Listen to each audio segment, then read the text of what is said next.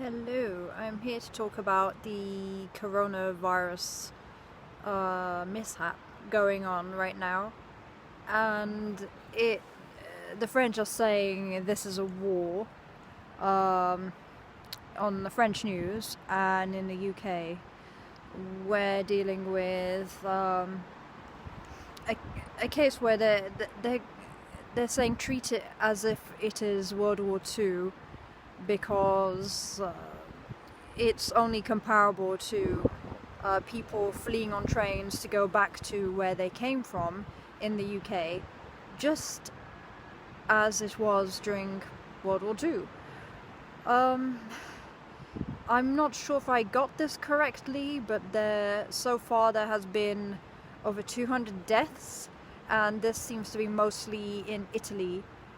France and Italy, they're mostly under lockdown. In the UK, we have banned flights between America and the UK for the next 30 days at least. And what else? So yeah, banned flights going back and forth. So that means you cannot even travel if you are a foreigner or tourist here or otherwise. There's a chance you may be stuck. Right now I'm hiding out near the beach, and I can give a preview if it works. And this is what it looks like.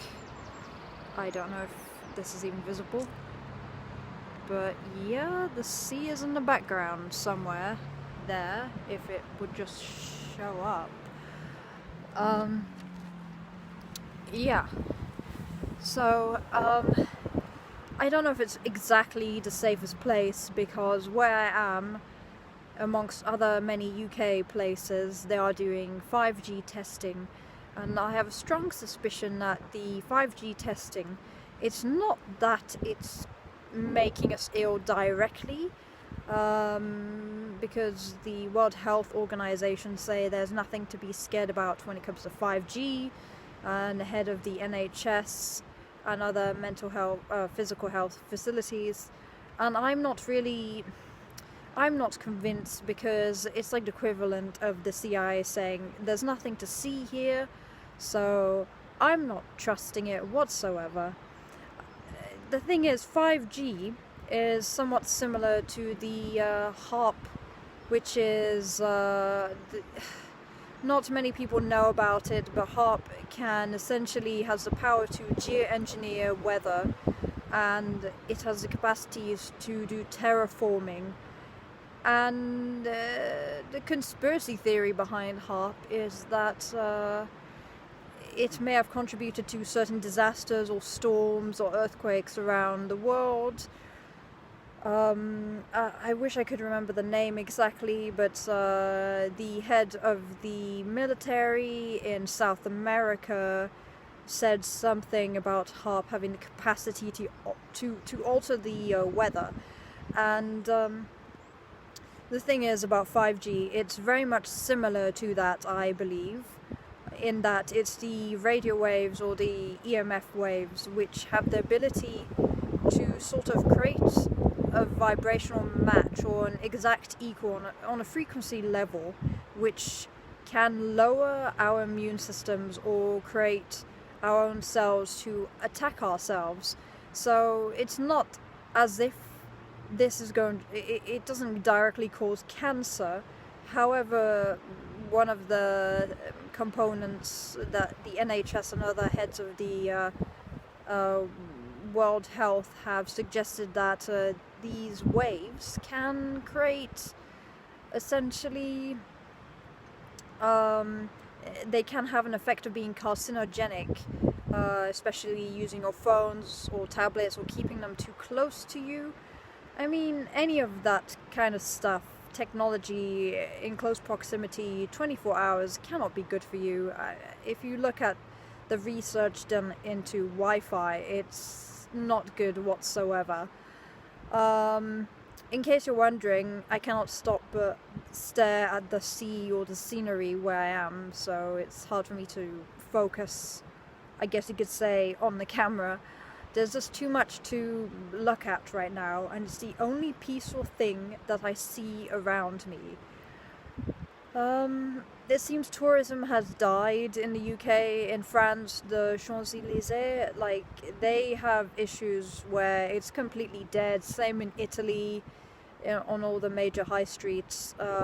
It's just dead. So there's more staff working than actual customers when it comes to businesses overall. So yeah, I suspect the 5G, what it does, it lowers your frequency, or it doesn't really lower it, but it just tunes it into a frequency where it affects the cells of our body, because we're 80% water, and the intention, it's been scientifically proven, the intention of emotions in cells can have an effect on our bodies. Therefore, why not frequencies, which correlate to colors and emotions?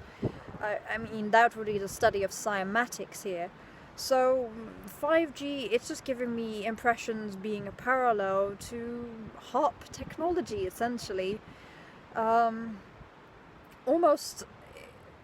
vaguely similar to a Tesla coil, which can have the effect of producing far more energy than we realize. It's far more potent than we realize. Therefore, it's having an effect on our cells. And I suspect people that are vulnerable would be old people and babies and people with autoimmune conditions that are sensitive to changes in the environment. For instance, some people, their autoimmune conditions worsen around, say, the new moon, or to be more specific, from what I'm aware of, your cells can be affected by solar flares. So out of experience, I find that during solar flares or odd weather patterns, my health has not been doing good, and some people may say that is all down to stress. I do not think it's all down to simply stress, because frequencies can lessen or increase stress through the frequencies. So if you have an exact frequency match, it just basically makes you vulnerable to catching the coronavirus, which I presume mutates, but I don't think it mutates on its own. It's a two-factor process. It's not that simple. You don't just go insane or start randomly dying. Some people might find that they don't feel well around 5G testing. For instance, again, where I am, I need to find the exact map or coordinates, the location where they're doing the testing, so I know how to sort of stay out of that radius, or at least limit the damage. Some may say I'm an insane tinfoil hat man or woman person, but at the end of the day, frequencies affect us. It doesn't matter how harmless they may be or neutral they may be, they still have an effect on us. Especially because our body is made of mostly water, so we're like giant magnets, essentially.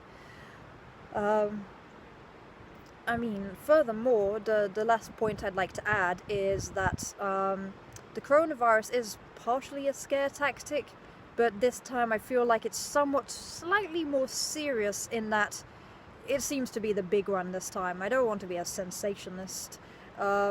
Because the coronavirus only started, it feels like it only started multiplying exponentially when Bill Gates stepped down from Microsoft on Friday the 13th, which I find rather interesting.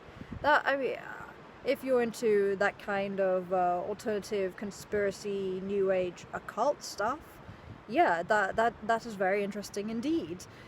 So, and the other thing as well is, I remember just before the 2008 collapse, when I was 17, 18, there was a BBC article, very short and simple.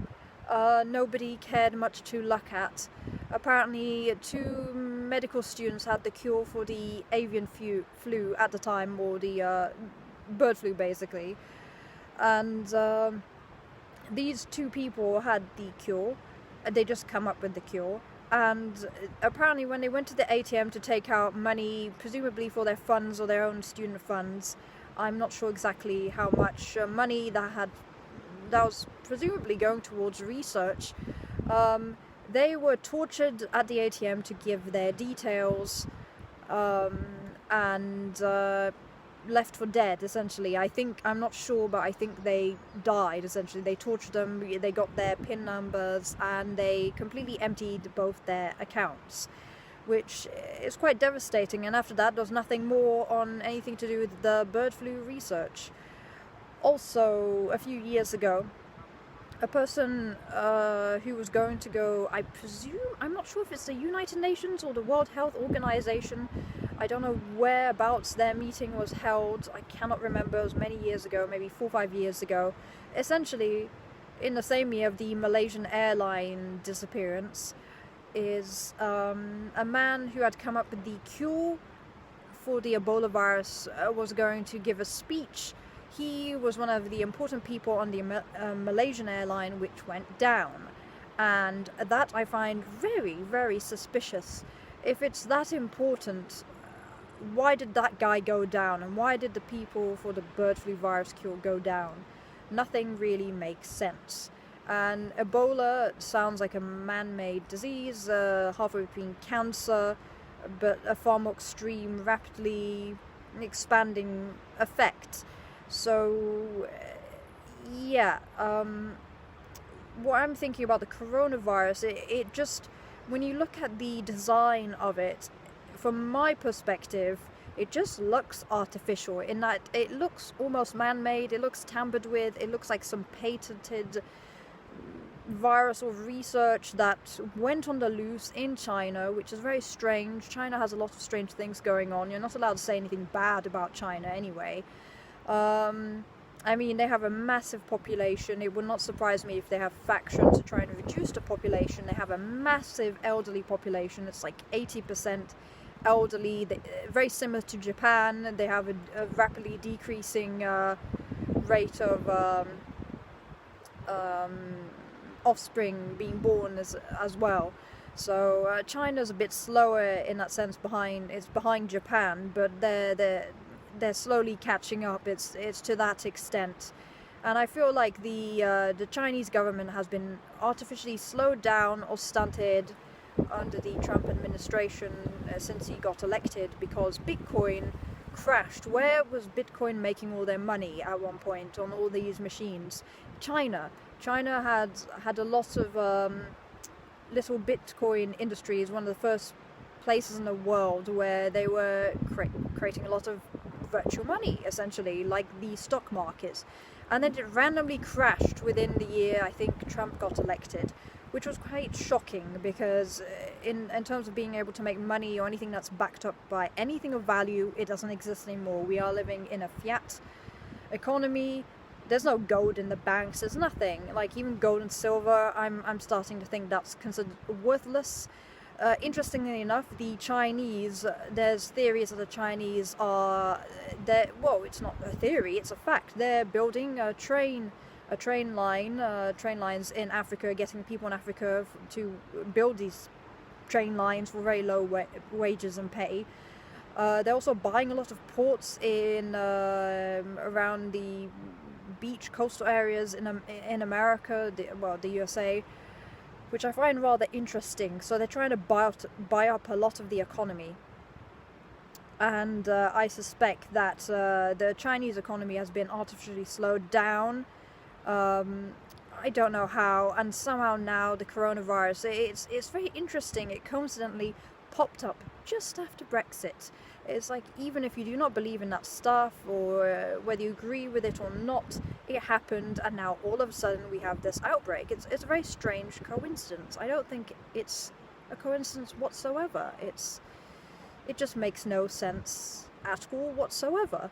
So I try to sort of look at the bigger picture in terms of the news around the world and connect the dots, and I look back on research of things I've read about 10 years ago, small little articles written either when it comes to bioweapons or cures for mystery viruses like bird flu and then the Ebola virus.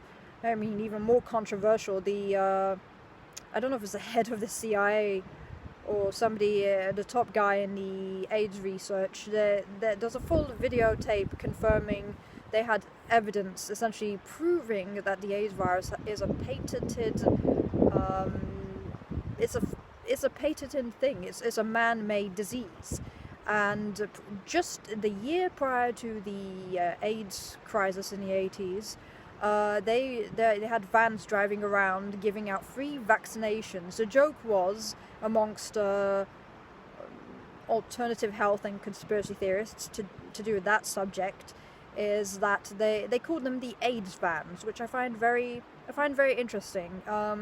And then a year later, it seemed, first of all, the people who are being vaccinated with these experimental drugs were all black gay men. And when did the AIDS outbreak happen? It happened towards mostly black gay men. And I think it was like a coup against essentially minorities at the time, an attack against people of a certain background. I'm sure people amongst the Black Panthers would agree that there's more to it. The drug war in the 1970s and the 1980s in America was fueled and created by the CIA. Essentially the government created factions within to make it look as if, yeah, these people are bad, but it's no coincidence. It was actually created, essentially. It was not just random. So I just can't help but find that AIDS, it's like, I can't say it's similar to Ebola. I'm not an expert on viruses, but that's not normal. It's just the way it rapidly mutates, that does not seem normal. We live in such a complex world today that just nothing makes sense. I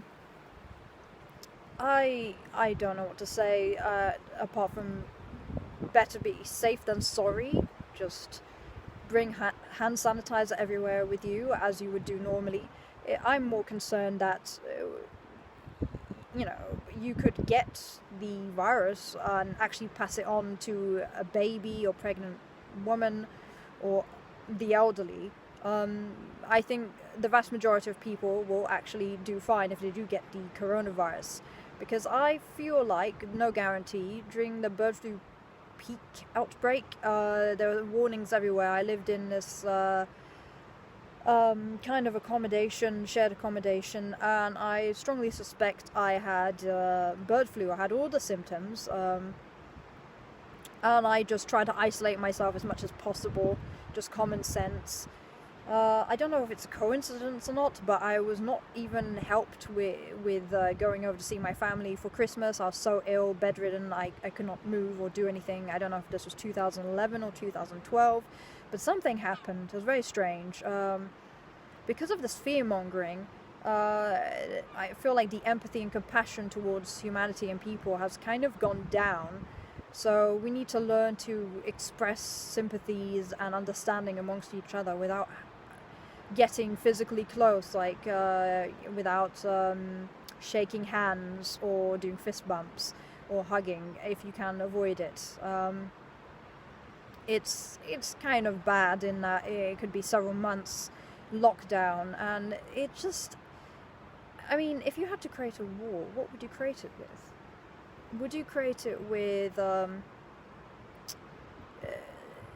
dropping bombs? No, we can't. In a sense, we went through a Cold War, and I feel like we've been going through a subtle Cold War for a long, long time now, in that everyone has nuclear power, so no one's going to be dropping bombs.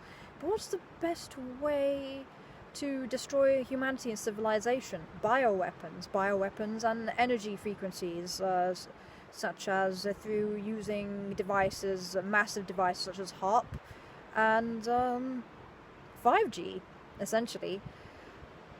So yeah, that is the summary. I mean, I've tried to sort of stay safe in a shed to protect myself from interacting too often with people and living very simply with my boyfriend, except about 2 weeks ago our shed burnt down, so we have no safe haven away from humanity, essentially. And if you are homeless or of a low socioeconomic background, this could prove to be potentially very hard trying to get help right now, or if you need a job right now, it could be really, really bad, essentially. So yes, that is all I have to say today.